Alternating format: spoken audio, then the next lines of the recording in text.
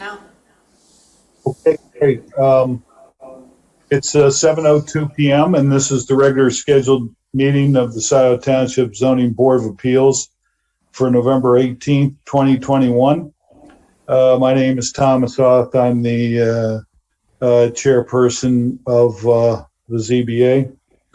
And I'll call this meeting to order. I ask Mr. Walsh to please call the roll. Oth. Here. Culbertson. Here, Scio Township, Washtenaw County, Michigan. Oh, yeah, let me restate mine. Mr. Walsh, Culbertson is correct and has reminded me. Thomas Oth appearing remotely from Scio Township, Washtenaw County, Michigan. Thank you, Jan. Thank you. Walsh, present, Scio Township, Washtenaw County, Michigan. Shields. Present, Scio Township, Washtenaw County, Michigan. Angus. Here, Scio Township, Township President. Well, Jerry, you're actually in person, so you don't have to give the rest of it. It's just for those attending remotely, which would be Ms. Culbertson, Mr. Walsh, Mr. Fields, and myself. All right, next item on the agenda is the adoption of the agenda. And for all of those who may be listening, the agenda has been changed a little bit. There were public hearings scheduled for variance 21005 Arbor West and LLC and variance 2106006 West Michigan Community Bank. Both of those deal with billboards, and they have been taken off this agenda and will be placed on the December agenda. For the record, I was advised yesterday through Ms. Krebs and through the office of Scio Township that the applicant for both of those, who is the same person, or at least the agent is the same person, claims that he did not receive notice of the meeting in November and was claims that he was told that it was in December. And that's the reason why additional papers were not submitted, which he indicated he desired to do. In consultation with Ms. Krebs and staff at Scio Township, as chairperson, I decided to use my authority to have those placed over into December. I hope none of the folks on the ZBA are upset by that. I take it because I was able to get all of you, I think, on the phone to advise you of that. I think we were all sort of in agreement that that's probably a good idea. Any other comment on that from any of the ZBA members? Okay, great. Ms. Culbertson? Just a question, because they were advertised public hearings. Are they going to get re-notified, or what's that process? I believe the process is simply that it's going to be put over. It's not going to be re-advertised, but it will be postponed until December. So, Tom, we'll need you to, the ZBA, when these items come up, to make a motion to postpone to December 16th. It has to be postponed to a date certain. Okay. But it's good to tell the audience in advance that, that's what we're planning to do. So if those are the items that they're interested in, they don't have to wait through the whole meeting. Good enough, Ms. Culbertson? Okay, great. So I would ask for an adoption of the agenda, leaving out the public hearings number 3 and number 4. So moved. Moved by Mr. Walsh. Is there a second? Second. Second by Mr. Shields to adopt the agenda except for the public hearings number 3 and number 4, variance numbers 21005 and 21006. Mr. Wallace, would you call the roll? Call the vote. Hoff, Aye. Culbertson, Yes. Walsh, yes. Shields, Yes. Kangas. Yes. Okay, the motion passes. Next, I would ask, and I'll address this to the persons who will be speaking today with regards to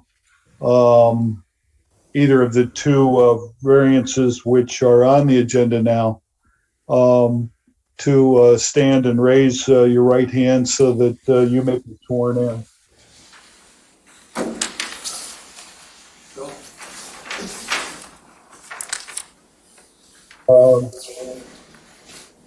Okay, everybody ready? You solemnly swear to testify to the truth, the whole truth, and nothing but the truth. Yes. Thank you. You may be seated. Ms. Krebs, would you verify that the persons who intend to speak did in fact take that oath in person? Thank you.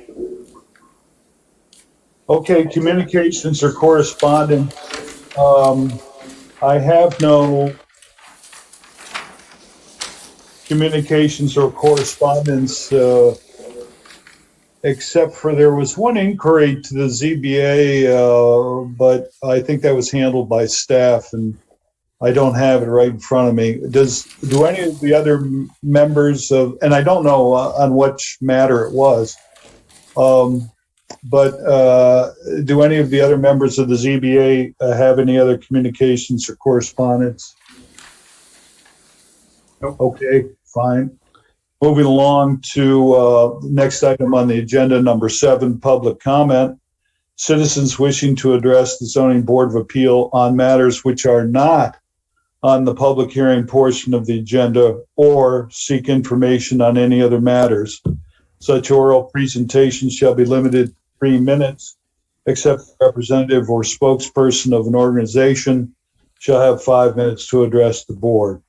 Are there any persons either online or in person who wish to address the Zoning Board of Appeals on any matters which are not on the public hearing portion of the agenda?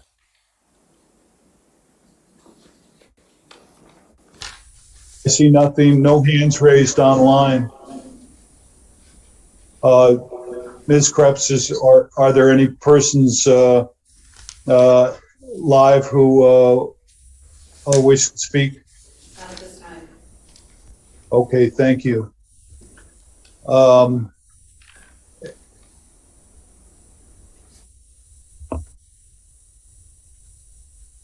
Okay, then moving right along to the next item on the agenda, which are the public hearings. Let me indicate to everyone how the public hearings will proceed.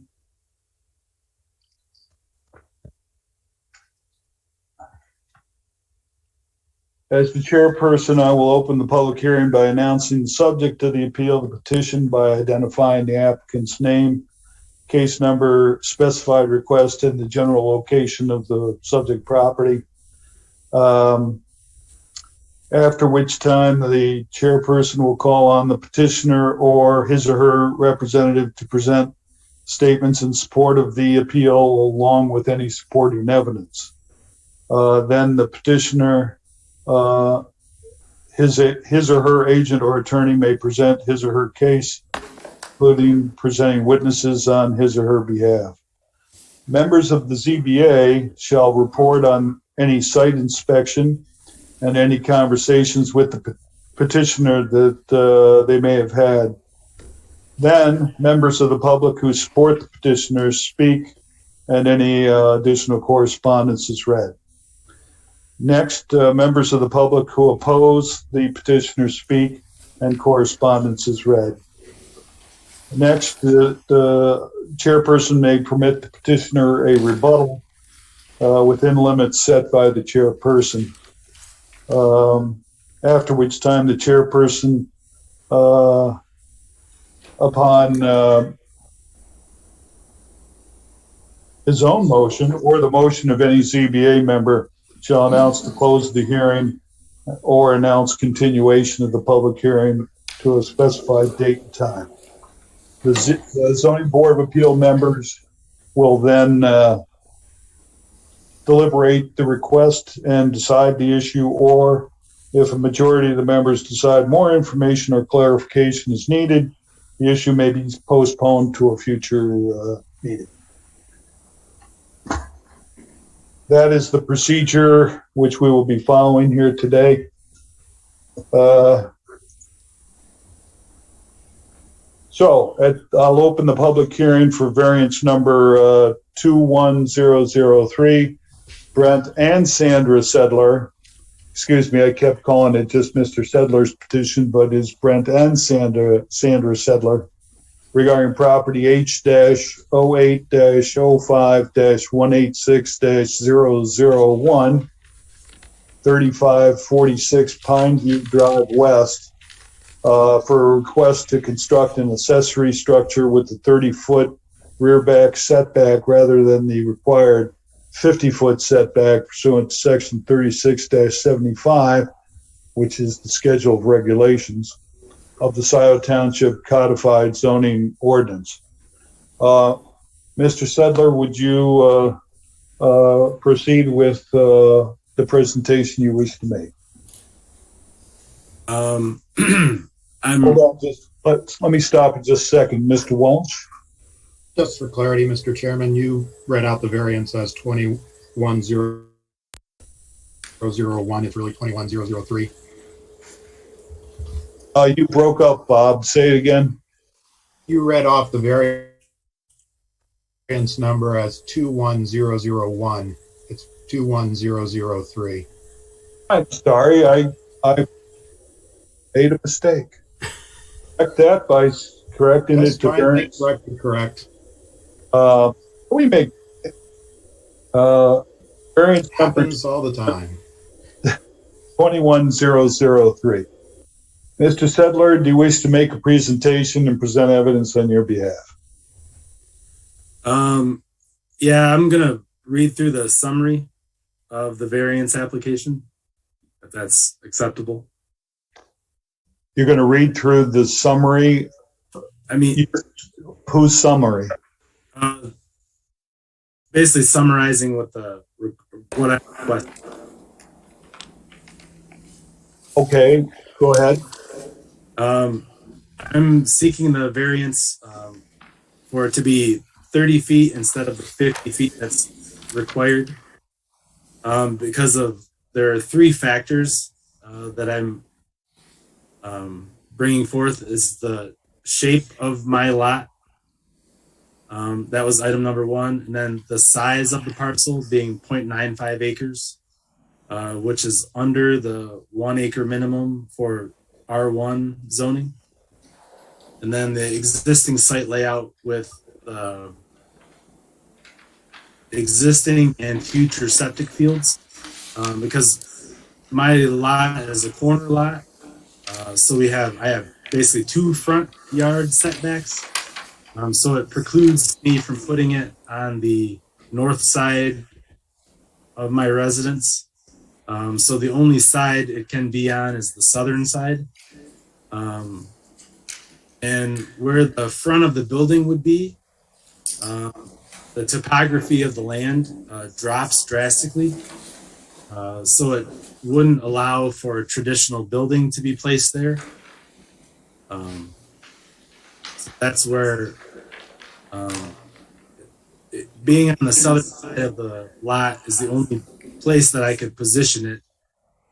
And it has to be from the topography of our lot.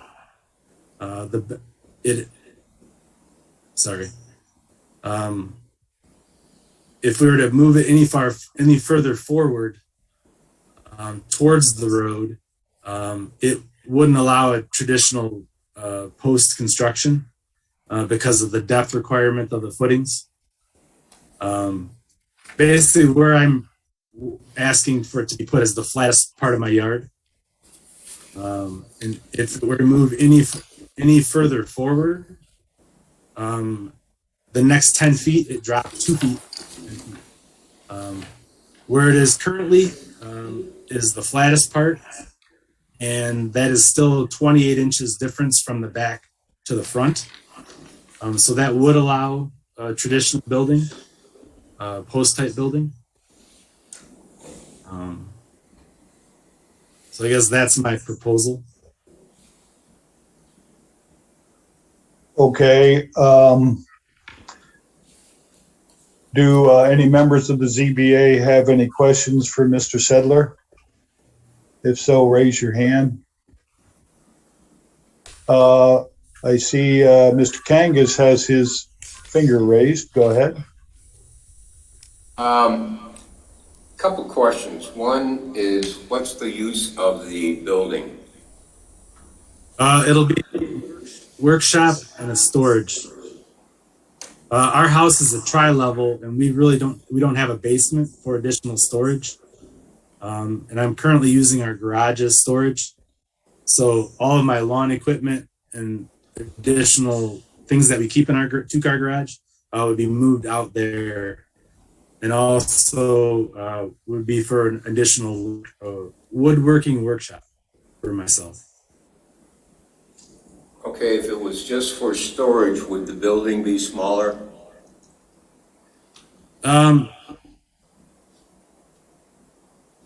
Yeah, if it were just to replace the garage, it would be more of a traditional garage size.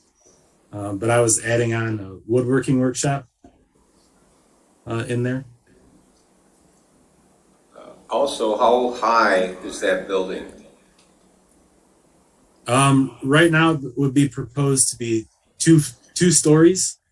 And the total height would be 25 feet. So the second story would be used to store materials, or? Yeah, storage materials and additional stuff from our house to be put out there. So Like, no plans? Clothing is another one. No plans to put a bedroom? No. I mean, I'll be out there quite a bit, but no, I will not have a bedroom out there. Okay. All right, that's all I have. Ms. Culbertson, your hand is raised. Yeah, just wondering, are you connecting it with driveways or anything like that? No, I'm not. Access, yeah. It will have an overhead door in the building, just for entry with lawn equipment. And what alternatives did you pursue to meet the setback requirements? Do you have any diagrams, or can you explain why other alternatives weren't looked at, or which alternatives you did look at? If I were to meet the original setback, the building would end up being 24 feet wide by 16 feet deep, which was a lot smaller than I was intending.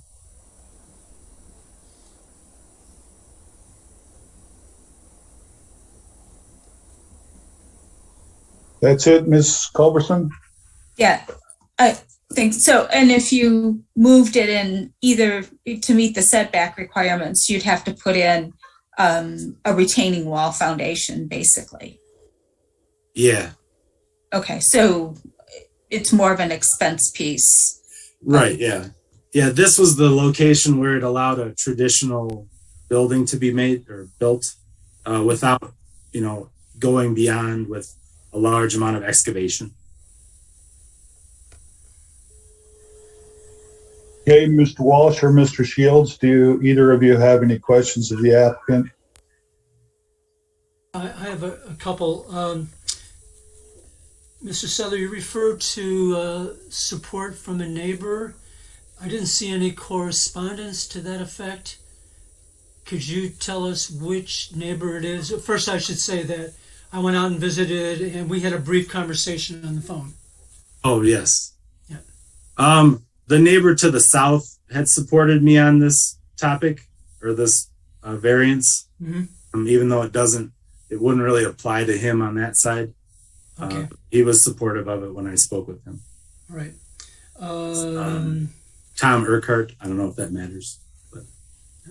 You refer to in the map, you refer to a new septic tank, and then there's a reference somewhere to possible new bedrooms. Yeah, Does that all fit into the puzzle? we're also starting the process of adding a bedroom to our house. And to make that happen, we would have to enlarge the septic tank. I've spoken with the Scio sanitarian, and he gave me the specifications of how large that would have to be, additional septic tank and field. So that's the proposed location there. Okay.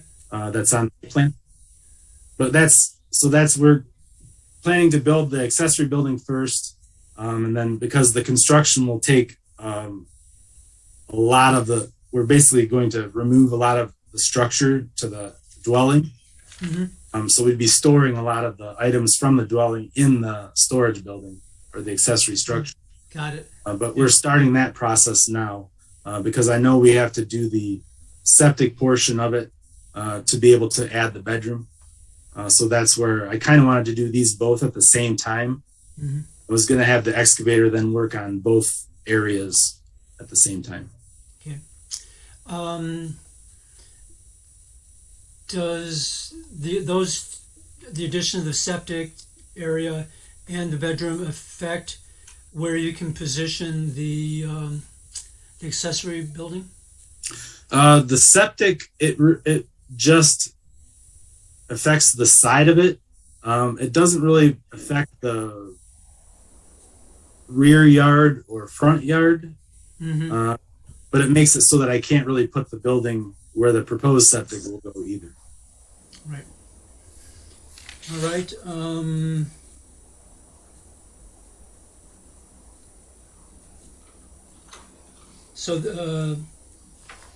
No, I think those are my questions. Thank you, Mr. Shields. Mr. Walsh, do you have any questions for the applicant? Just a couple. Mr. Sedlar, I'm assuming I was out there Tuesday afternoon. I didn't talk to you, but looked at the site. I'm assuming where it's staked out is the building as intended and as requested for the variance. Yes. In doing this, I think this gets back to Ms. Culbertson's question. In doing this in tandem with the septic, is it possible to use some of the excavation from the septic to build up the area that slopes so that the building could be shifted 20 feet? It wouldn't allow the foundation to go down to virgin soil. Okay. So some, extra things would have to be done to allow that to go down deeper to virgin soil. Thank you. I've got a couple questions, Mr. Sedlar. First of all, I did visit the site, spoke with Mr. Sedlar a few days ago. He told me a number of things. Number one, he indicated that he also wants to basically take the house apart and take it down to the foundation and completely rebuild it, along with putting the septic field in. And he would also remove a tree that would interfere with the two-story size of the building he desires. He did indicate that the building could be moved to a different portion of the property, but that, as he says today, additional work would have to be done to make it of the desired size.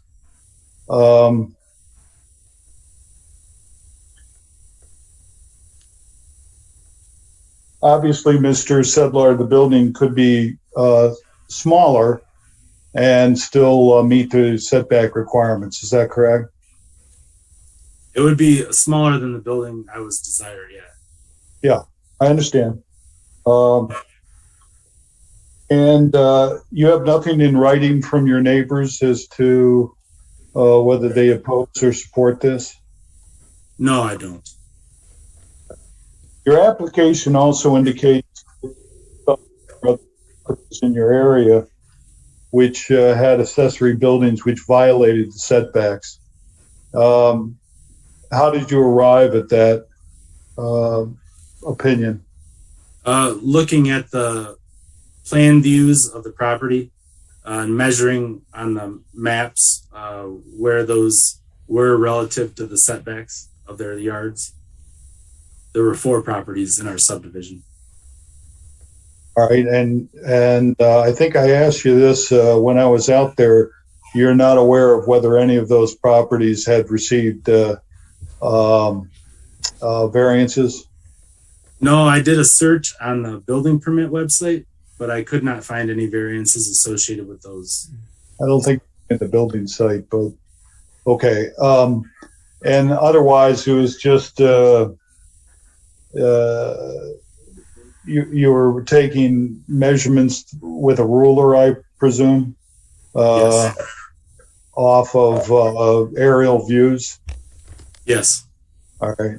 And you can't give us the dimensions of any of those properties right now? I'm sorry. I have those I have the measurements from my application. I can go through those. No, the measurements from the other neighbors you claim violate the setbacks. Yeah, I have those. You Um, froze up for a moment, Mr. Sedgwick. Yes, I have those measurements. Okay, what are they? On the 3520 East Pineview Drive, from the rear property line, it is 22 feet to their accessory building. The next one was 3534 Pineview Drive East. Their rear setback was 19 feet from their accessory building. The third property, it's the side yard for 3578 East Pineview Drive. That's 10 feet to the side yard for their accessory building. And the property on Huron River Drive, 6530 West Huron River Drive, their distance to the rear property is 28.3 feet. And when were those buildings constructed, do you know? I do not know when those were constructed. Okay. I couldn't find any building permit information on the building permit website.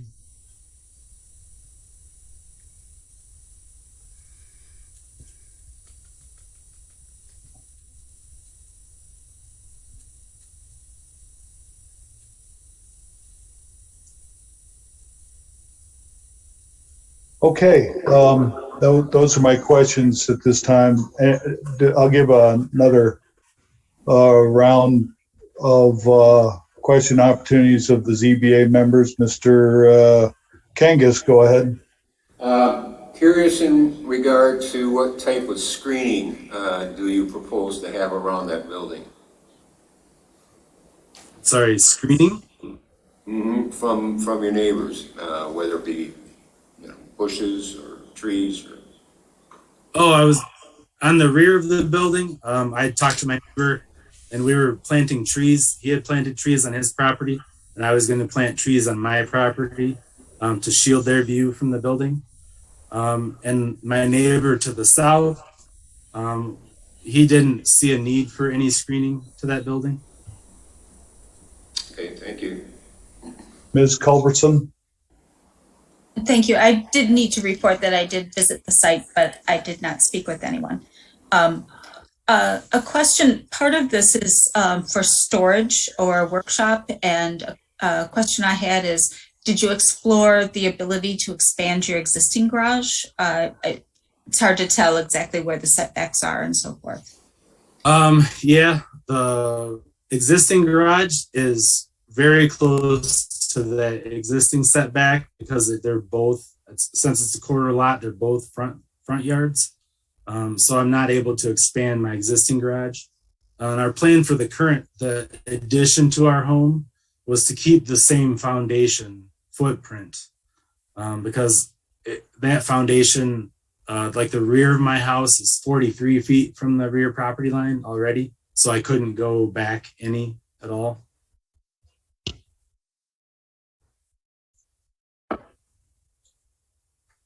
Okay. Mr. Sedlar, do you have anything else you'd like to add at this point?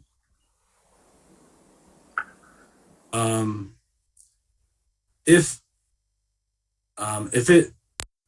the concern is that the building is too large, I'm open to making it slightly smaller, and having a larger setback.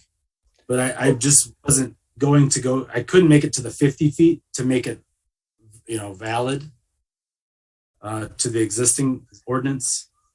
Well, Mr. Sedlar, we're here to look at the application which you have made, not an application which has not been made. So Okay. we'll have to deal with what you're asking for, and go from there. Okay. Are there any members of the public who wish to speak in support of the Sedlar's application? Ms. Krebs, is there anybody in person? No. And I see no hands raised here. Are there any persons who would like to speak in opposition to the request? Please raise your hands if you're online, or raise your hand in person. I see no hands raised online. Ms. Krebs, anything in person? No.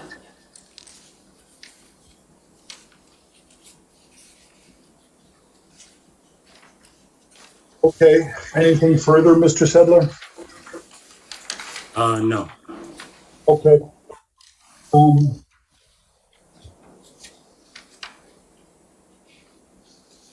I guess I'll solicit a motion to close the public hearing. So moved. Support. Moved by Mr. Kank, seconded by Ms. Culbertson to close the public hearing. Mr. Walsh, will you call the roll for vote? Hoff, Yes. Culbertson, Yes. Walsh, yes. Shields, Yes. Kangas. Yes. Okay, well, the public hearing is now closed. At this point, the ZBA will deliberate. Does anybody have any, well, let me go around the horn on this one. Ms. Culbertson, do you have anything to say about this application? I think my basic sort of deliberation is that there are options to make it slightly smaller. And it's basically a financial issue about foundations. I think there are, you can meet the intent or the setback requirements. And that's, I don't see any real issues with trying to meet those, I guess is my thinking. Okay, Mr. Kangas, any comments? Well, I guess the concern I have is about the size. And then, Tom, did you mention something about that the house is being totally reconstructed? Mr. Sedlar indicated to me when I was present to look at his proposed building site that his intent was to basically rebuild the house. But that's later on. I mean, he didn't say it was going to be done all at the same time. Okay.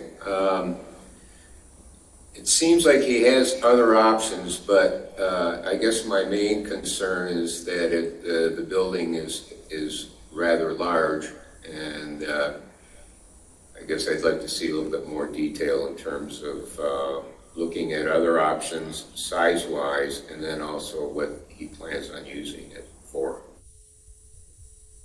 Mr. Settler had his hand raised, and just to remind you, Mr. Settler, we've closed the public hearing.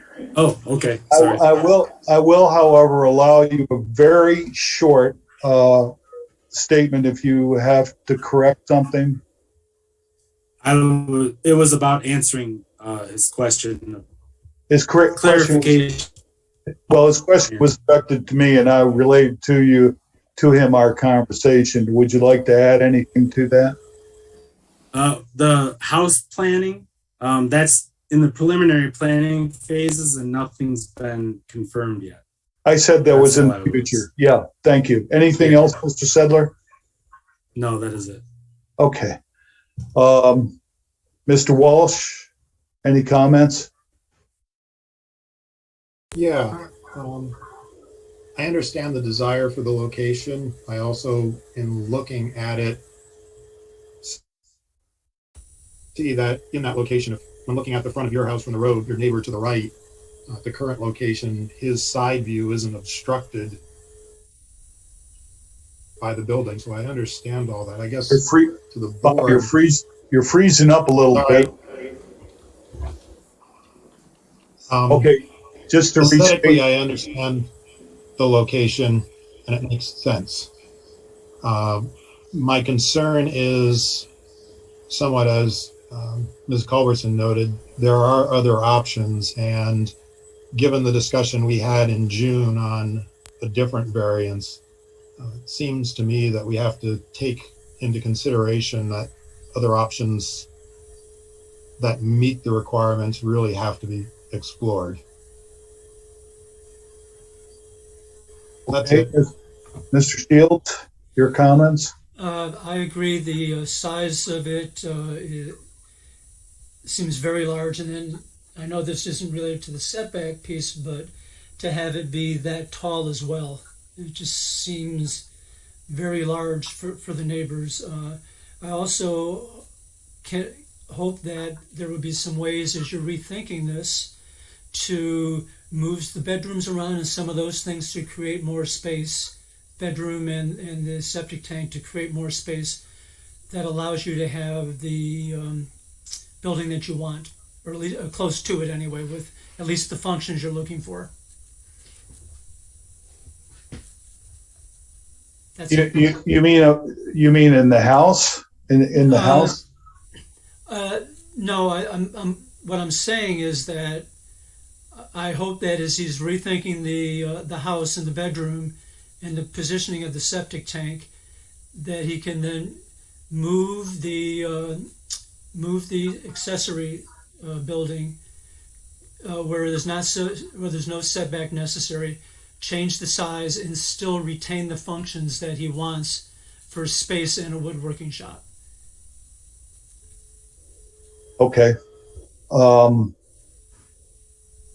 Well, I guess my observations are that, as Ms. Krebs suggests in her analysis, the proposed accessory building could be moved to a different part of the property and still meet the setbacks. It may require some additional moving of dirt and such, and some additional construction, but the actual size and location are the desire of the applicant. And if the building was a smaller size, I think we all agree that the setbacks could be met without any problem. the setbacks of Scio Township, in my opinion, are there to be an absolute minimum to ensure that neighbors are separated, that we're not living on top of one another. And there are certain requirements that must be met before a variance can be granted. And I don't think they exist in this case. I think the size of the building itself is the desire of the applicants, and therefore is a self-created hardship rather than something related to topography or any other potential problem. So I could not support this. Anyone else have any other comments? All right. Then I'll solicit a motion from any of the members of the ZBA, either in support or in denial of the application. Yeah, I'll take a stab at it. In the Ms. matter of Fields? variance, Actually, I'd like to do my first one. Haven't done one before. go. All right, Mr. Go ahead. Shields. If you all will humor me through this, I'd appreciate it. So,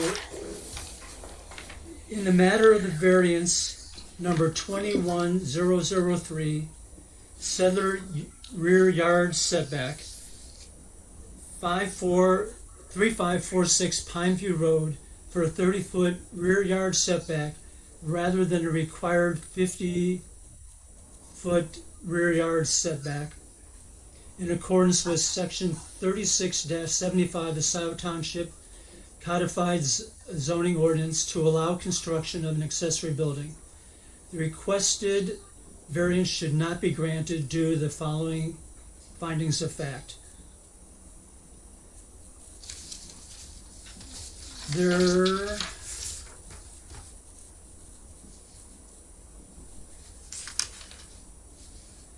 That there are not exceptional or extraordinary circumstances or conditions applicable to the property that do not apply generally to other properties or classes of uses in the same district. Given the topography of the subject parcel and the existing location of septic facilities and the proposed septic facilities and additional construction, there are some available alternatives to the proposed construction that conform to the setbacks, including constructing a smaller accessory building. B, that such variance is not necessary for the preservation and enjoyment of a substantial property right possessed by the property in the same zone and vicinity. A 20 by 40 accessory building is not a substantial property right. The granting of such variance or modification will be materially detrimental to the public welfare or materially injurious to the property or improvements in such zone or district in which the property is located, because the accessory building would be closer to the neighbors than allowed by the ordinance. The setbacks are in place for the benefit of adjoining neighbors and for similar properties of the same type and districts throughout Scio Township. The granting of the variance will not adversely affect the purpose or objectives of the master plan, absent exceptional circumstances which would otherwise result in substantial injustice. The circumstances or conditions upon which the variance is based do result from the actions of the applicant or his predecessors in tile. He has proposed building an accessory building with dimensions that do not fit the township's setback ordinance. Okay, a motion has been made to deny the application in the matter of variance number 21003. Is there support for that motion? Support. All right, moved by Mr. Shields, supported by Mr. Walsh. Any discussion? Mr. Kangas? Could we add an additional statement, and maybe it's always implied, but based also on the comments by the commissioners? I'm sorry, say that again, Jerry. Could you add just in the motion that it includes statements by the commissioners also? I don't think that's proper. I think we're on the record as far as our analysis individually. I would not be able to support a motion which adds that alone. Would be a little irregular, I think. But what if the other commissioners think? Anybody? Yeah, Jerry, if there's something in specific that you think that we used in our deliberations that need to be included in the motion, but typically these motions are relatively specific. Yeah. Okay. I know when we were on the planning commission, we did include comments by the commissioners, and I was just curious if that's done in the ZBA. But we're all on the record, and the minutes will reflect the various comments. So I think we're okay on that. Okay. Unless, Mr. Shields, it's your motion, do you wish to accept any additional changes? No. Okay. So it's been moved by Mr. Shields, supported by Mr. Walsh to deny the application. Mr. Walsh, would you call the roll for a vote? Off. Yes. Off. Culbertson. Again. Yes. Culbertson. Yes. Walsh, yes. Shields. Yes. Kangas? Shields. Shields, Yes. yes. Mr. Shields said yes. Got it. So you have to call Mr. Kangas, Bob? Kangas. Yes. Thank you. Okay.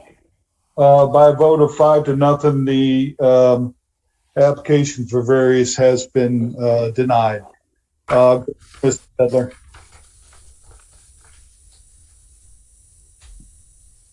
All right, moving along to the next item on the agenda.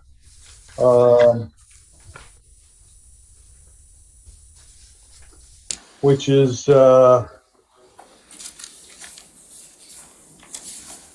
variance number 21004, Peter and Norma Davis regarding property H-08-12-12-300-014, 32, hit them again.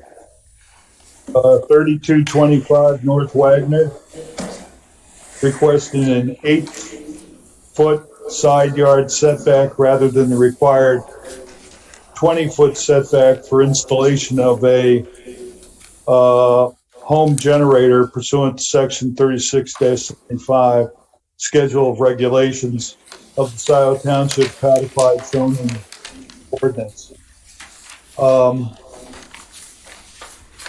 I would solicit a motion to open the public hearing. So move. Support. Moved by Ms. Culbertson, supported by Mr. Kangas to open the public hearing.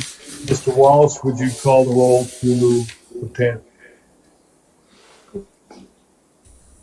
For clarity, I don't know that we need a motion to open. I think we need a motion to close. I think I you're think entitled to declare open. it open. The rules of procedure, I just looked at the rules of procedure before this, Bob, and to my dismay, because I agreed with you, it suggests that a motion is required. Actually, this is one of those a few circumstances where the chairperson can actually make the motion as I read it. But not being a dictator, I'll let you folks deal with that. All right, Ms. Culbertson. I will move. Okay. Okay. We open. And supported by somebody, Yes. Support. Kangas. All right, by Mr. Walsh. Mr. Walsh, why don't you call the roll? Off. Yes. Culbertson. Yes. Walsh, yes. Shields. Yes. Kangas. Yes. Okay, the public hearing is open. We have three people sitting at the front table. I recognize Mr. Davis. And is that your wife, Norma, next to you? Is that correct? Yes. Okay. And who is the other gentleman? Philip Klein. All right, Mr. Klein. Thank you.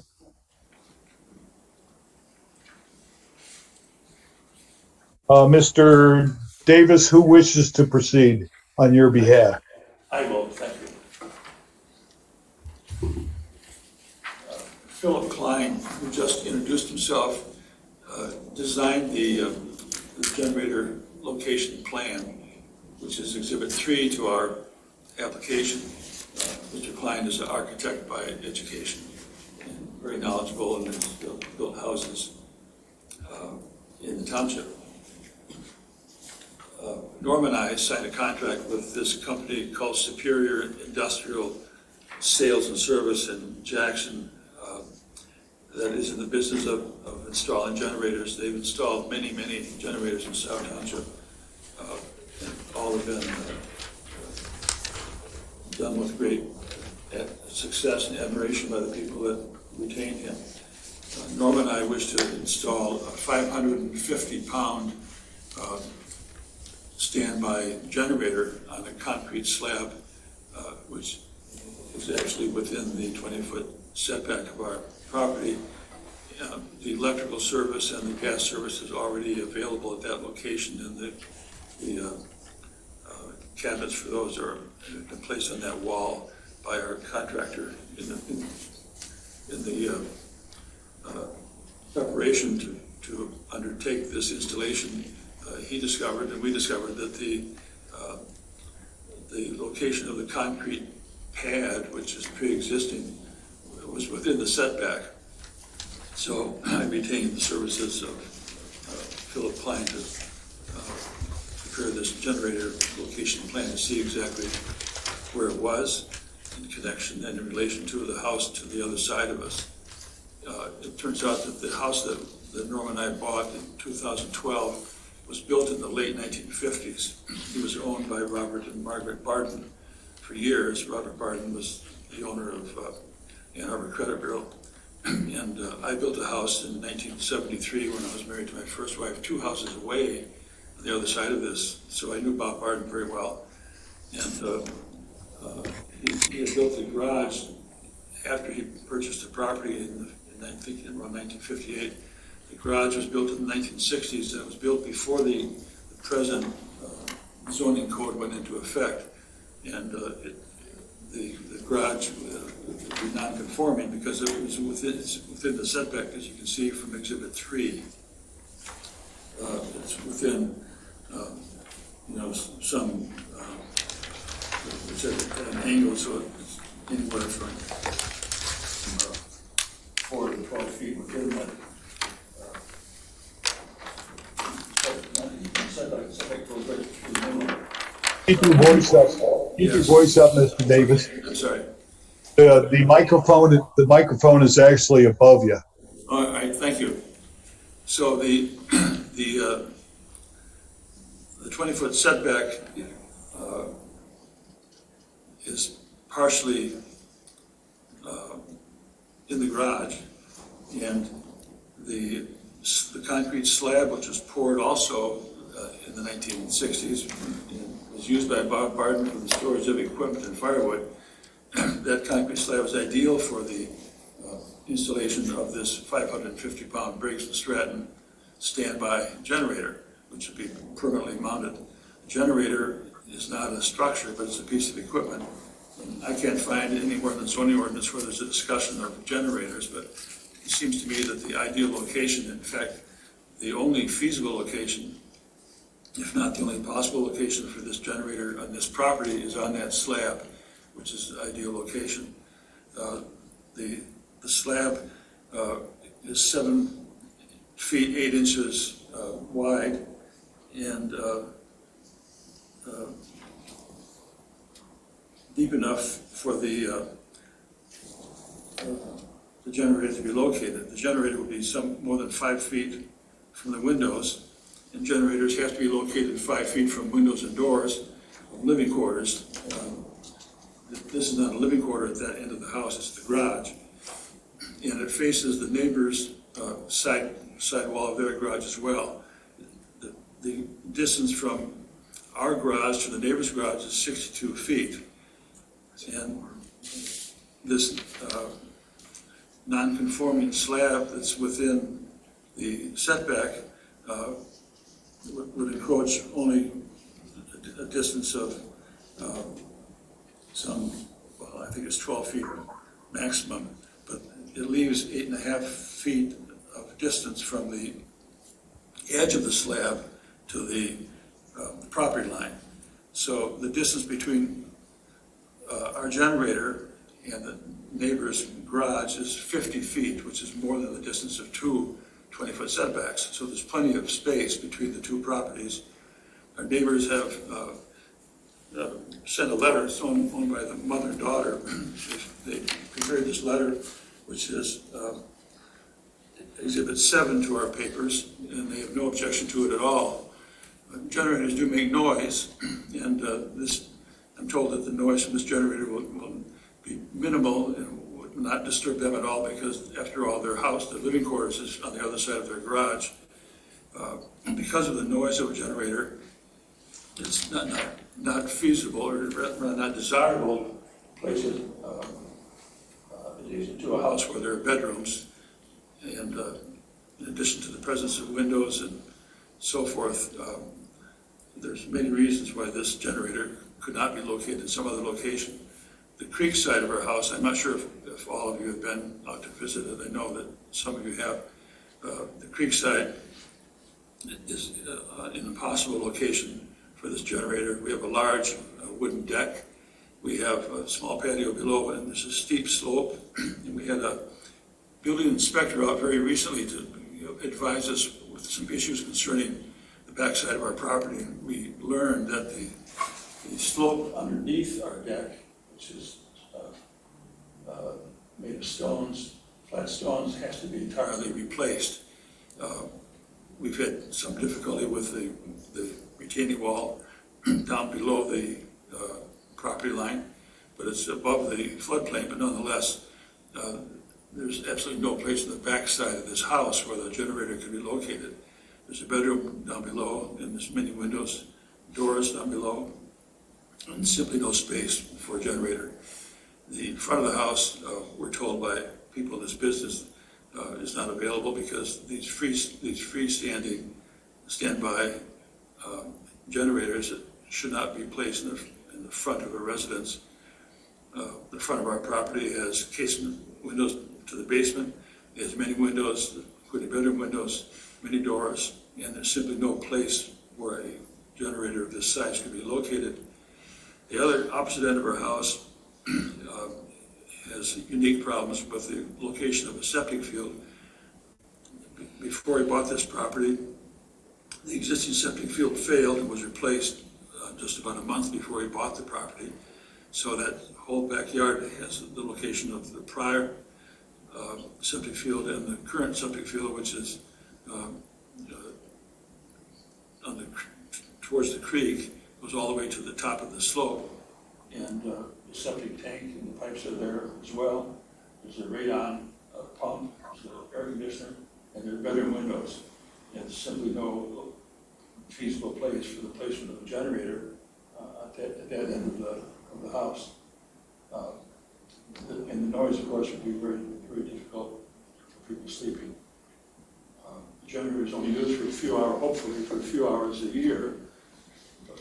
So, nonetheless, this generator, we believe, should be approved to be placed on that pre-existing grandfathered slab attached to the garage. We think that we've met the 5 criteria set forth in the zoning ordinance, and appreciate very much the variance analysis that Laura Krebs prepared. And I believe that we are satisfied. I think the planners agree that we satisfied C and D that she acknowledges that we meet those criteria. The first criteria, which is A on her analysis, she indicates that the applicant notes that the existing topography, the location of floodplain and septic facilities limit the locations where the generator can be located. Of course, we add to that there's lots of other I think extraordinary circumstances and conditions as well, given the location of windows and equipment around the house and the prohibition of placing this sort of generator in front of the house. There's simply no location in the front of the house, even if there were no prohibition, to put this sort of a generator. I know that some people buy portable generators and can put them anywhere, but that's not the situation. A portable generator would not work for this house. This is the whole house standby generator. And I can say that living in Scio Township and for some time in Ann Arbor Township and then again in Scio, I've been exposed to lots of power outages, some of which have lasted for a long time. The item B in the planner's analysis states that without granting the variance, the applicant would need to relocate the generator to meet ordinance requirements.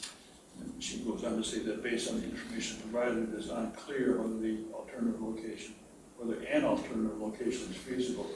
And I think that we have provided information showing that no other alternative location is feasible. And I think if you inspected the property, I think that I would hope that you would agree that there would be no other location. And then the last item, which is still open, I think she is, I can't tell whether she's acknowledging that she agrees with that we met this criteria, that absence exceptional circumstances which would otherwise result in substantial injustice, the circumstances or conditions upon which the variance is based do not result from the actions of the applicant or his predecessors in title. And with respect to that, we believe that there are exceptional circumstances here, given the topography and the location of the floodplain, the location of the septic facilities, the location of the existing concrete pad, such that it would be a substantial injustice to deny the requested variance. We think that the location of this generator would be unobtrusive, would be harmonious with the neighborhood, and it could not possibly affect anyone. Our neighbors approve of it, and we think and they're the only neighbors that could possibly be affected. If it were located anyplace else, it would be a different situation because we simply wouldn't be able to do it. Wouldn't need to seek approval because there's no ability to locate the generator anywhere. And I do have with us Phil Klein, who drafted the generator location plan. And if you want, Yeah, I'd like to say something. Yeah, since I'm the author of these plans, just want to give you some brief background. I'm either showing what's new or proposed or existing, and they're called out. Alpine Engineering was commissioned to provide the survey, which I used to strike lines from these measurements. So they were taken from the marks put in by Alpine Engineering, the property line.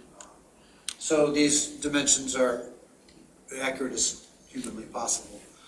The site is, like Mr. Davis has mentioned, the house was built in the late 50s, and so the concrete slab and the vegetation to include the conifers and the cedars and some of the deciduous trees have been there for some time. So I'm calling out these 3-inch diameter cedars. They're quite old, and they make a nice little screen.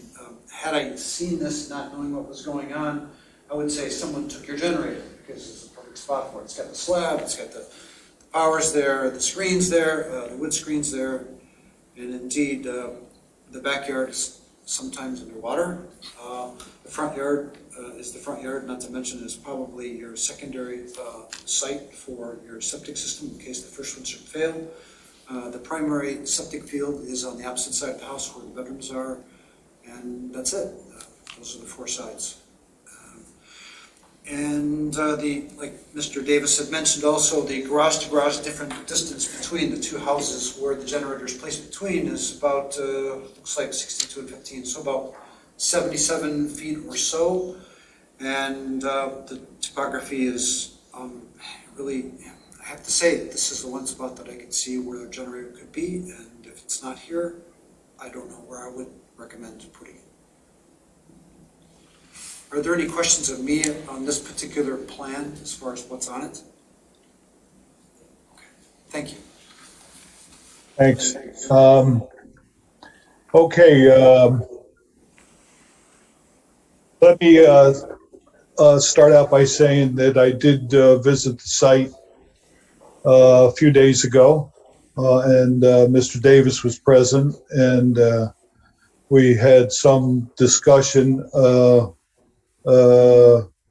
matters which have nothing to do with the variance. But I did observe the extreme drop in elevation from the rear of the house down to the stream or creek or whatever you call it. And Mr. Davis pointed out the existing septic field as well as the old one. And I was able to observe three sides of the house, the fourth side going down. I don't know what the drop is, but it's substantial, and I was not able to see much of that. But it's very clear you couldn't put this thing back there. Anyway, that's the result of my inspection and discussions with Mr. Davis. Ms. Culbertson, did you inspect this one? And if so, any discussion with the applicants? Yes, I did visit the site and I did not see anyone. And just observed peeking around the corner of the fence and looked at the other side, but I did not go.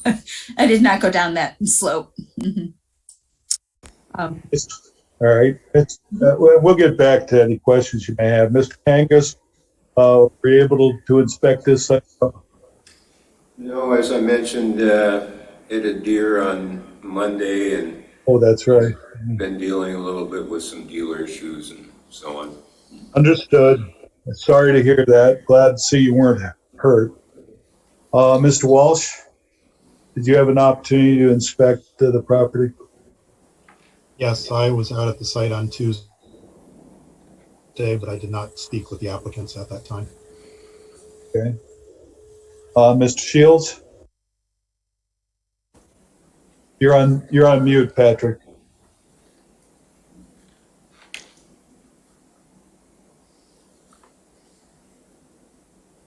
There I he is. visited on Tuesday also and did not talk to the applicants. Okay. Did you see Walsh out there? No, we decided to schedule differently, so that didn't happen. We didn't want to Good. influence each other. I'm teasing. Well, keep it in mind because one of the things to avoid is having three of us get together at the same time for an inspection, whether it's by happenstance or not, because don't want to get anyone accusing us of being in violation of the Open Meetings Act. In any event, okay, let's go around here. Mr. Shields, do you have any questions for the applicant? I only have a comment, and it's to support Mr. Klein's comment that it looks like that spot was planned for this forever. Okay. Mr. Walsh? I believe they stated this, but I just want to confirm it. The proposed generator will fit on the slab as is. You're not going to need to make any modifications to it. That's correct. The 18 kilowatt generator, I pulled the spec sheet on it and I got the actual dimensions of the unit. And then I talked to Superior and they confirmed that that was the unit that they're going to use. And then we talked about the placement to include the exhaust and the gas and the electric. And so I'm confident that this is exactly where this generator needs to go. Thank you. Kangas? Oh, I'm sorry. Mr. Wallace, you were finished? Yes, I was. Thank you. Mr. Kangas, any questions for the applicant? Yes, just a comment, really. The two pictures that you have in your packet, looks like you have quite a bit of screening also where you would be placing the, That's correct. okay, so I assume the screening is towards your neighbor? Well, the fence is towards the creek. Oh, okay. Yeah. And that would protect the generator from the prevailing wind, which would come across that. Okay, that's all I have. Thank you. Ms. Culberson? Thank you. Just one question, on in the presentation, you mentioned national standards, which would prevent putting the generator in the front. And I was just wondering if that national standard, you could quote that, because I'm just not aware of such a standard. It's difficult to find because it's not in the electrical code, the National Electrical Code, but this inspector who came to the house the other day said that you can't put a generator in the house. And and this is the building inspector that we just had at the house. He spent the whole day there. He's been inspecting buildings for more than 30 years. He said you cannot put a standby generator in front of a house. Portable generators are a different thing. But portable generators wind up electrocuting people or gassing people. There's a dangerous thing to put anywhere. And we would never buy such a thing. So in driving through neighborhoods, I've never seen a generator in front of a house. But the thing is, if there weren't that standard, the casement windows to our basement are in the front of the house. Bedroom windows are in front of the house. Kitchen windows, doors, breezeway doors, there's not a single space of 4 by 8 feet where you could place a generator. Possible.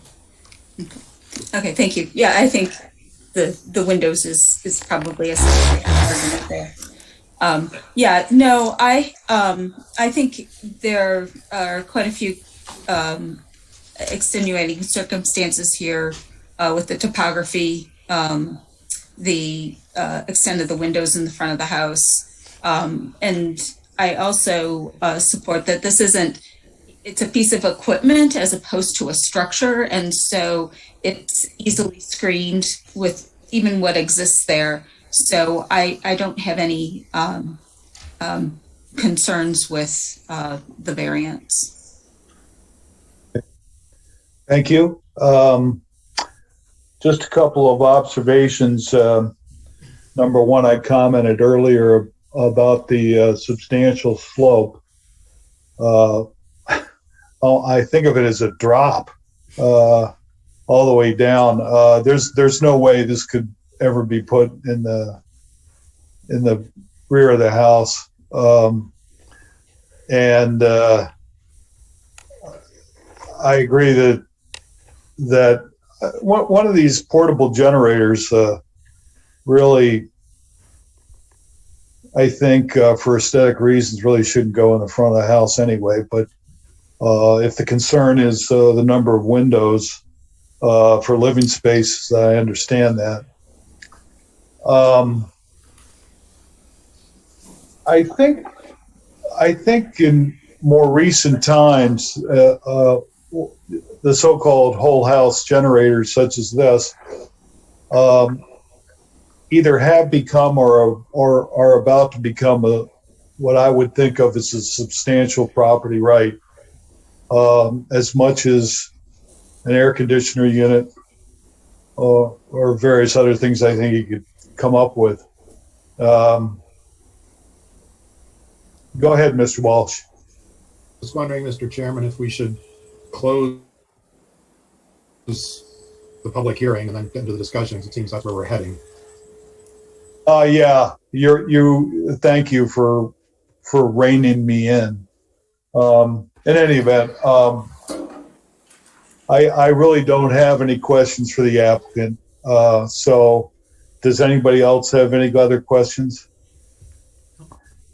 So, Mr. Walsh and Mr. Davis, is there anything further you or your witnesses would like to say?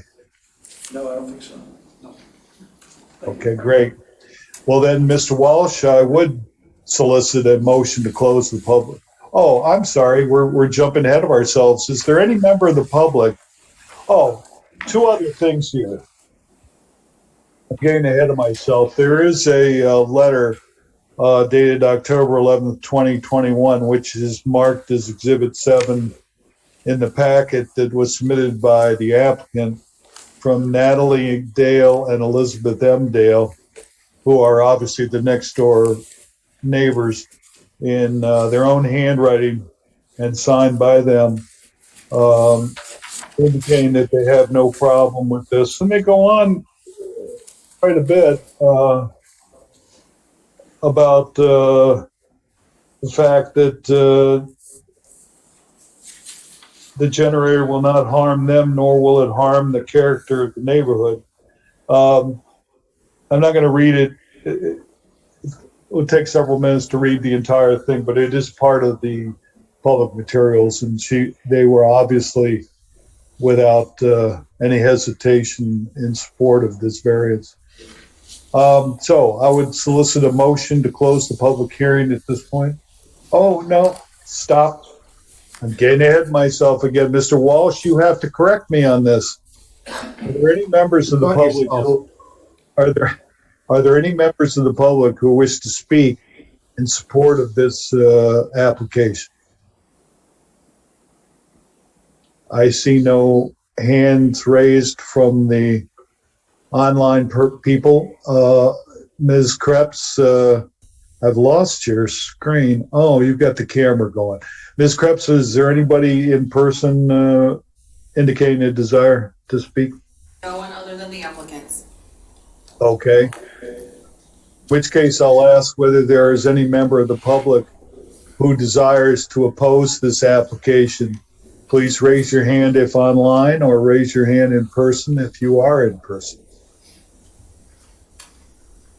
I see no hands raised online. Ms. Krebs, is there anybody present in person indicating opposition? No. Okay, then I would solicit, Mr. Walsh, a motion to close the public hearing. Moved by Mr. Walsh, supported by Support. Ms. Culbertson, to close the public hearing. Mr. Walsh, would you call the roll for a vote? Off. Yeah. Culbertson.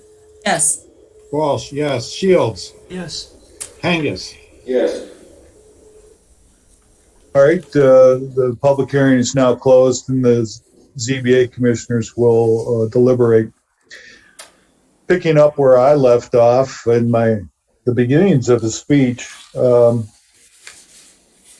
this case, I think that whole house generators either have become or are about to become a substantial property right. We ought to recognize that. At least that's my opinion.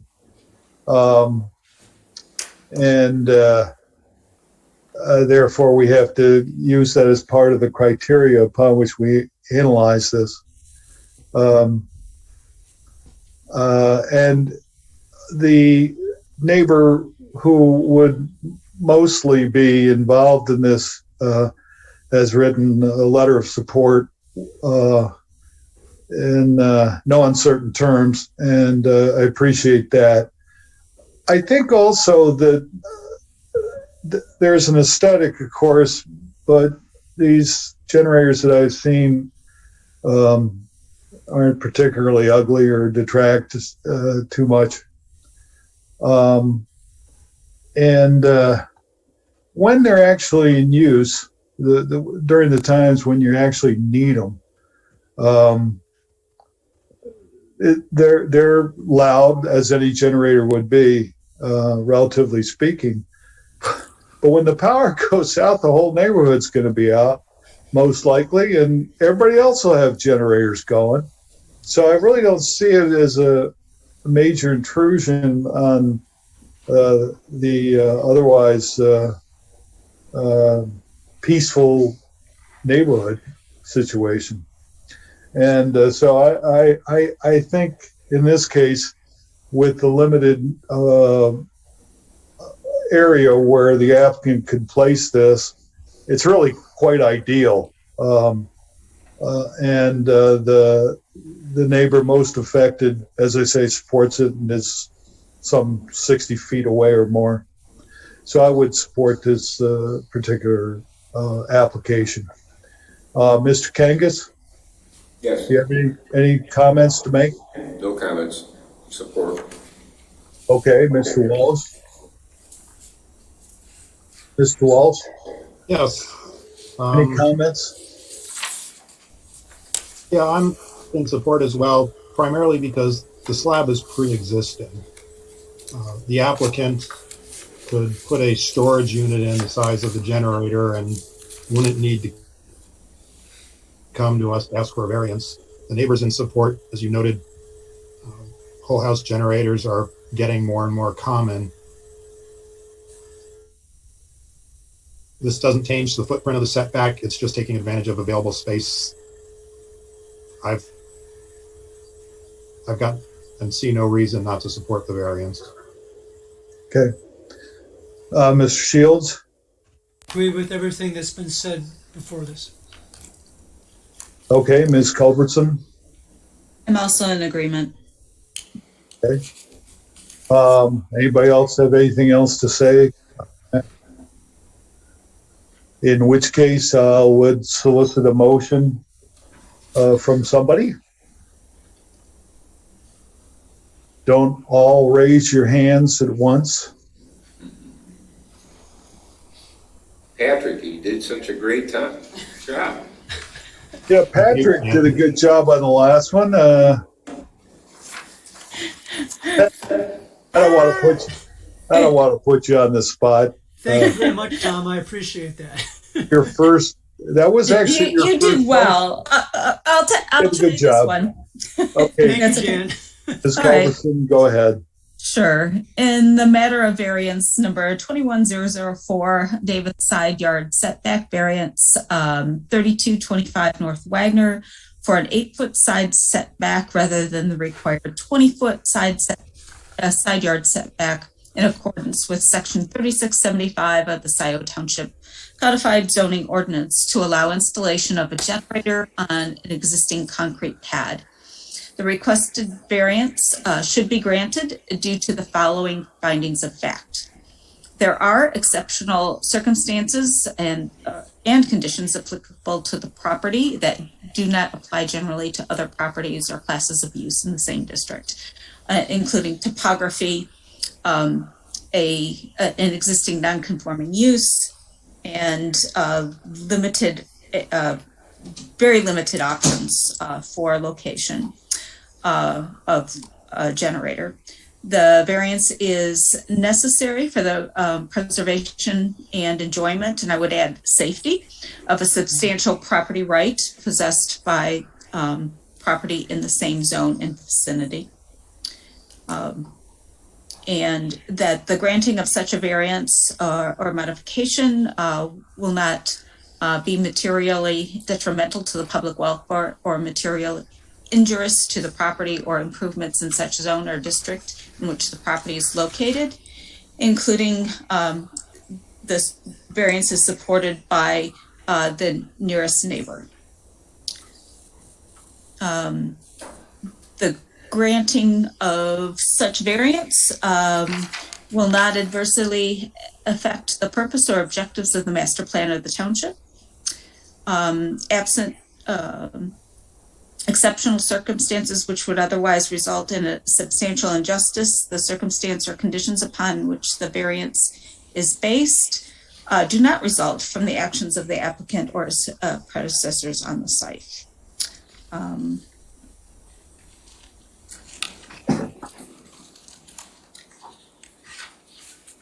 Okay, motion by Ms. Culbertson to support the application. Is there a second? Mr. Second. Walsh, you have you. Mr. Walsh seconds. Any discussion? Also have a Jan, Say I was wondering if you would accept a minor amendment that we grant it based on the footprint of the pre-existing concrete pad. That's a great amendment. Thank you. Okay, so the motion will be augmented by a comment that the proposed location of the generator on the concrete pad that's already existing is one of the reasons to grant the application. Correct? Ms. Culbertson, is that good enough? Mm-hmm. Okay. Hearing no other discussion, I'll ask Mr. Walsh for you to call the roll for a vote. Hoff, Yes. Tom, Culbertson, Yes. Walsh, yes. Shields, Yes. Kangas, Yes. Okay, motion is passed 5-0. So Mr. Davis, Ms. Davis, good luck in Thank you your very endeavor. much. Thank you. Thanks so much. Appreciate it. Careful.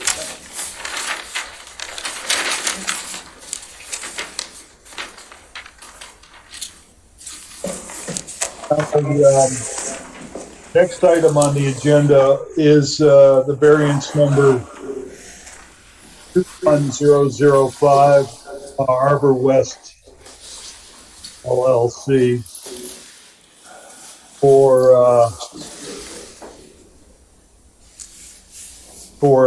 a digital sign face, I guess, in shorthand terms, a billboard. As stated before, the applicant has made a statement that he was told by staff that the hearing would be December, not November. And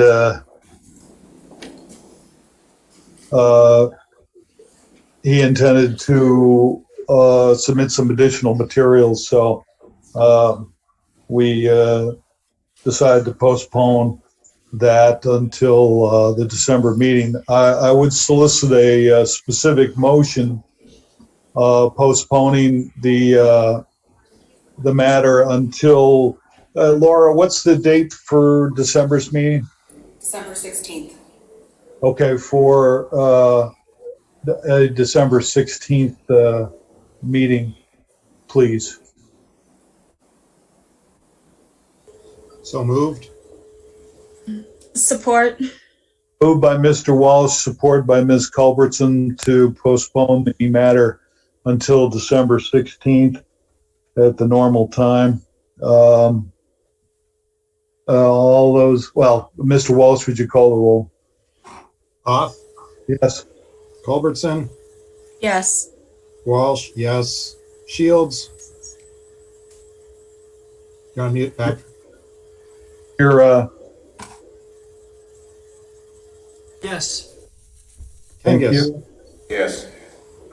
Okay, motion passes and the matter is put over to December 16th. Next item is variance number 2116, West Michigan Community Bank, for a property at 3434 West Liberty. Also dealing with a billboard.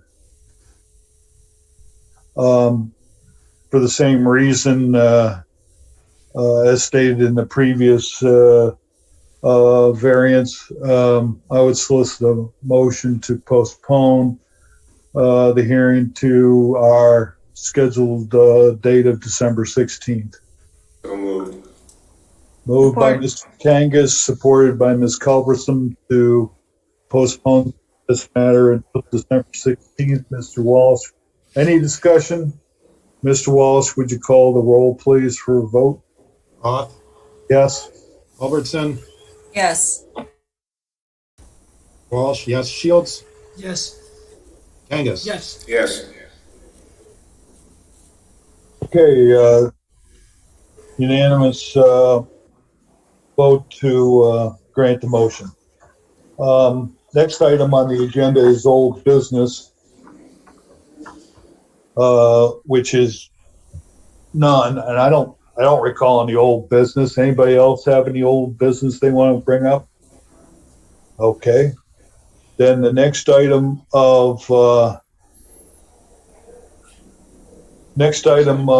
is the minutes of first is minutes of May 20th, 2021.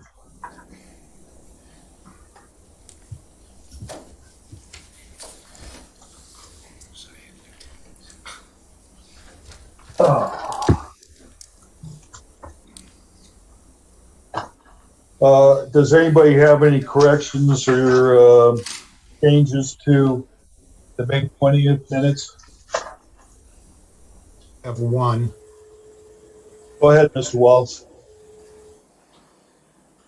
On the item of any other business, item number 3, which was other reports, including any planning commission liaison updates.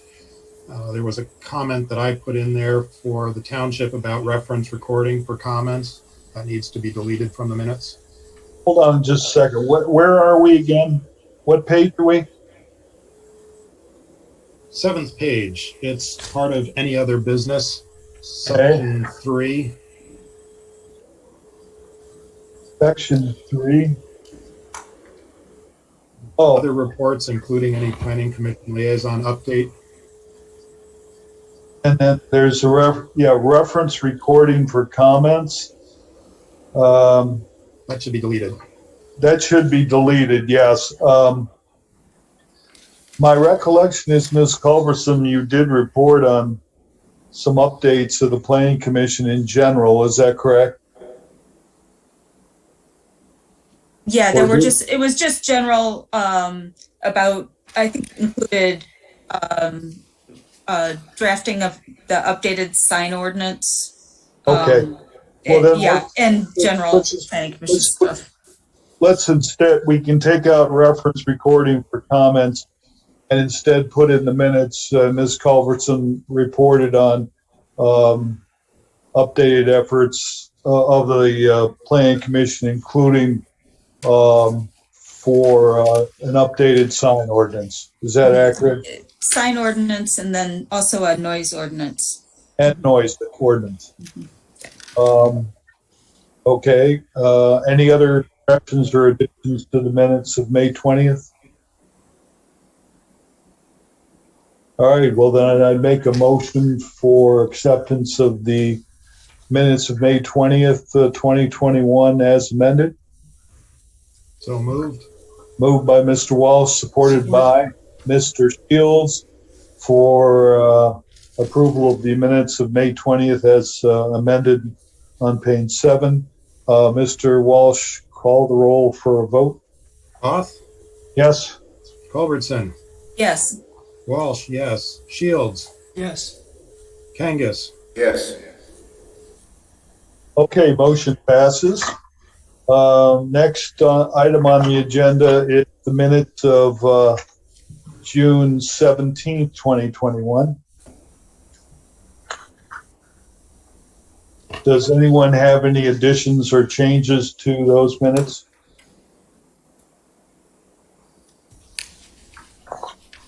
I don't. Ms. Culberson, Mr. Shields, I'm good. Mr. Kangas was not in attendance, I think, at that meeting. That's correct. So, I don't have any changes or additions, so I would solicit a motion to approve the minutes of June 17th, 2021. So move. Moved by Ms. Culberson, supported by Hey, Mr. Shield. So Mr. Walsh, would you call the roll for a vote? Hoff, Yes?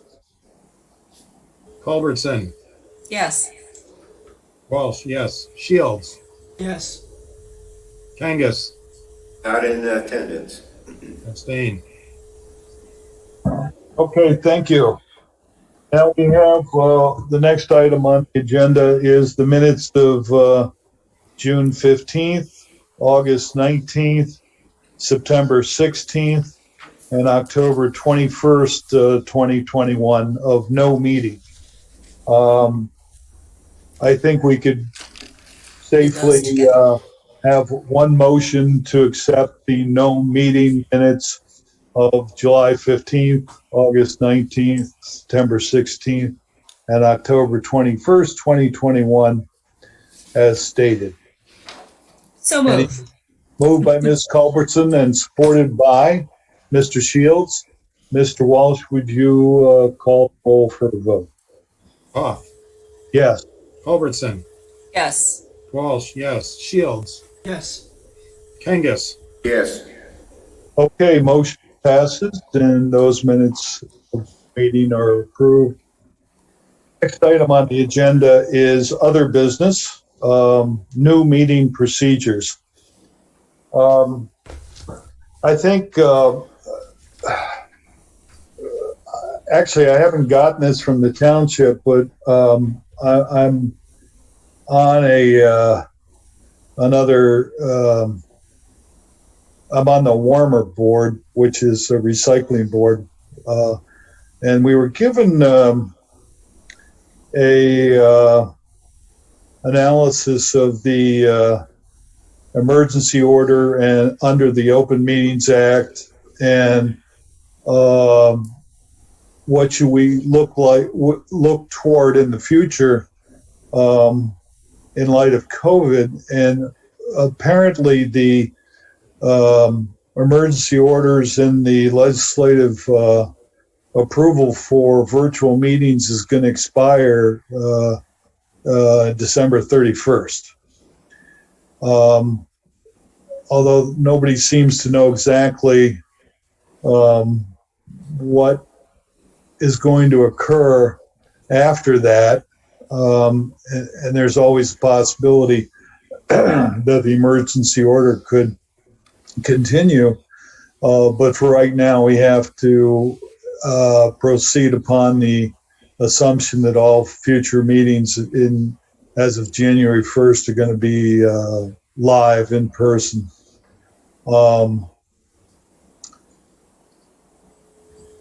I mentioned that in passing.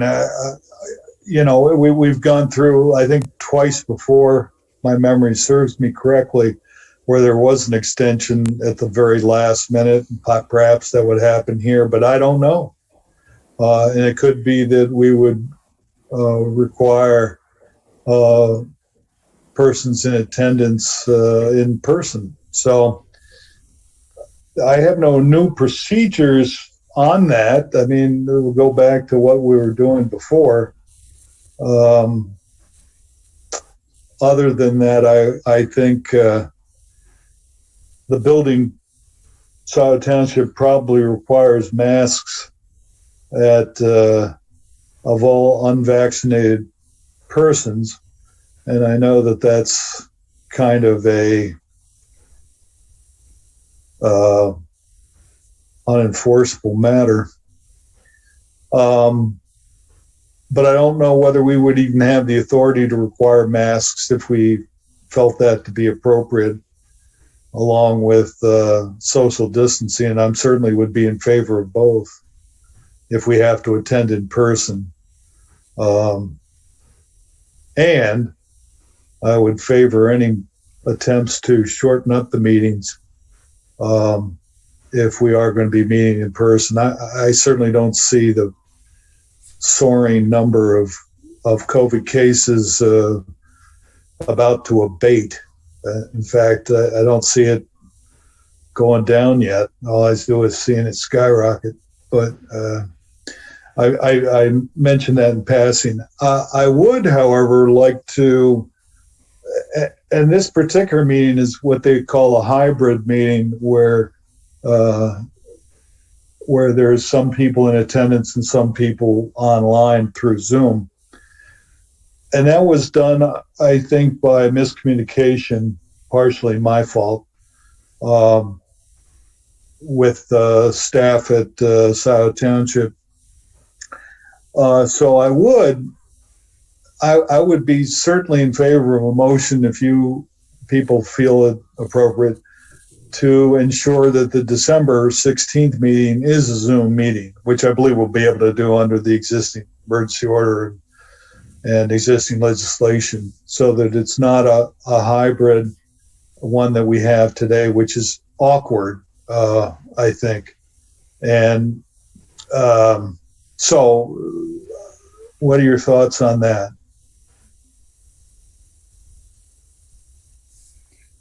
I would just interject that the Planning Commission did vote to do all Zoom because we felt that it put everybody on the same kind of level page, whatever.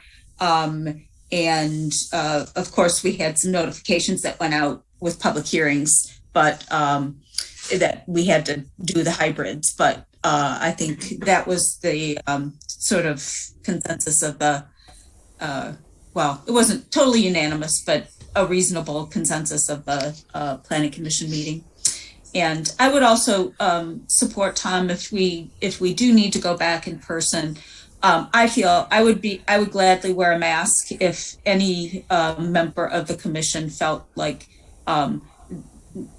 wanted that added protection. And I think the mics and so forth that they've set up seem to work very well even with masks. So I would leave that up to, if I feel like if one person wants a mask, I'd be glad to wear a mask as well. So. I would be wearing a mask myself anyway, but I'm not sure that we could make that a rule of procedure without getting somebody in trouble somewhere. So, however, perhaps we could request as a matter of courtesy that a mask be worn. I think I've observed too that if multiple people do wear masks, in a lot of situations, other people will wear their masks too. So some people will, some people will not. Yeah, obviously. Yeah. I agree with Jan's comments, and I think also, as you said, if we are wearing masks, if we're comfortable doing that, it sets a tone, and others will likely follow. If they don't, at least it's only a handful of people, probably a small handful, who would be a problem, and that shouldn't be too bad. Well, we're getting the cart before the horse a little bit because we're not into. We don't know yet. Right, we don't know yet. But it's good to talk about it, Tom. I think that I thank you for bringing it up. And I will move that the Zoning Board of Appeals go to an all virtual format for our December meeting, or any meeting through December 31st, I guess would be the appropriate, just in case there are any others. Okay. Motion to have the ZBA do only virtual meetings through December 31st. Any support? Support by Mr. Kangas, motion by Ms. Culbertson. Mr. Walsh, any discussion? All right, Mr. Walsh, would you call the roll for a vote? Yes. Culbertson, Yes. Walsh, yes. Shields, Yes. Kangas. Okay. Yes. All right, very good.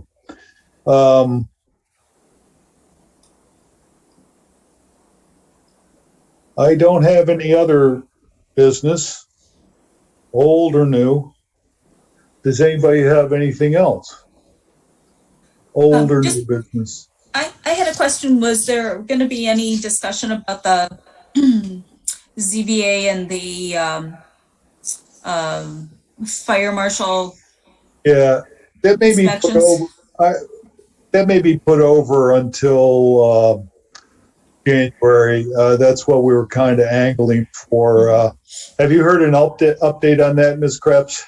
I have not, but I anticipate in the next, week or so, maybe right after Thanksgiving, we should be finalizing whether that's gonna go on December or be pushed back, but it's likely at this point it'll be pushed. Yeah. Due to the items we have on December. Yeah. Are there more than the two sign Yes, variances? Yes, there's one other, Okay, and no others beside that. 3 that I know of. Okay.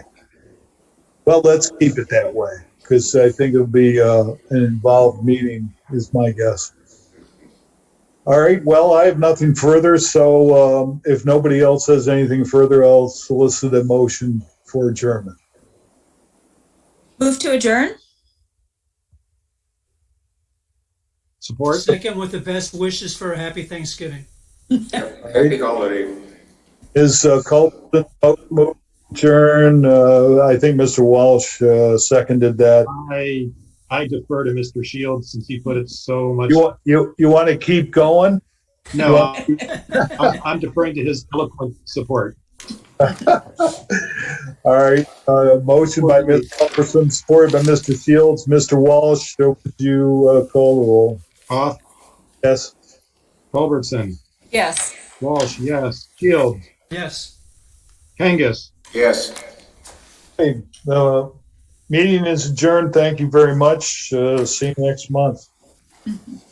And happy Thanksgiving. Recording Happy stopped. Thanksgiving. Thanks Thank for you. all the work, Laura. You're welcome. Yes. Yeah, nice job. And thanks for being there tonight. Thanks. I'm glad you're Yeah, keen to thank keep you. me company. All right, take care, everybody. I'm ending.